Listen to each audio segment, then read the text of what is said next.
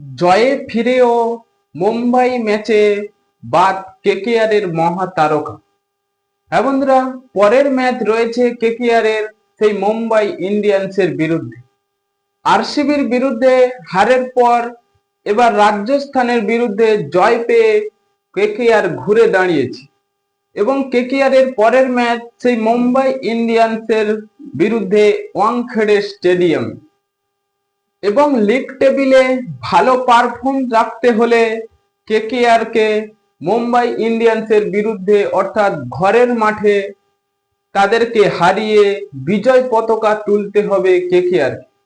কিন্তু অপরদিকে মুম্বাই ইন্ডিয়ান্স দুটি ম্যাচ হেরে এসেছেন।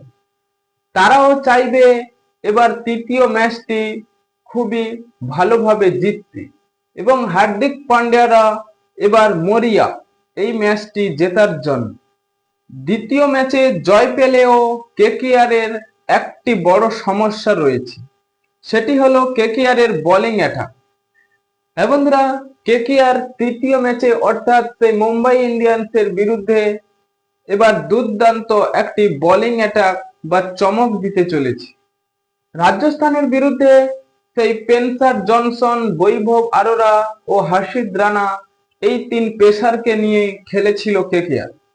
কিন্তু বৈভব আরোরা ও হর্ষিত রানা এরা দুটি উইকেট নিয়ে কিছুটা হলেও ছন্দে ফিরেছে, কিন্তু স্পেন্সার জনসন তত একটা ভালো পারফর্ম করতে পারেন।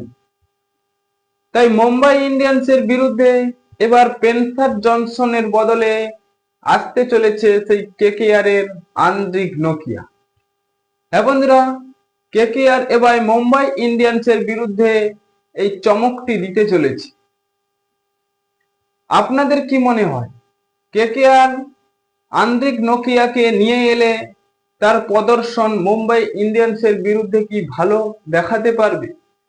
এখনই আপনাদের মতামত কমেন্ট বক্সে লিখে জানিয়ে দিন এবং চ্যানেলটি সাবস্ক্রাইব করে আমাদের পাশেই থাকুন। ভিডিওটি শেষ পর্যন্ত দেখার জন্য আপনাকে অসংখ্য ধন্যবাদ।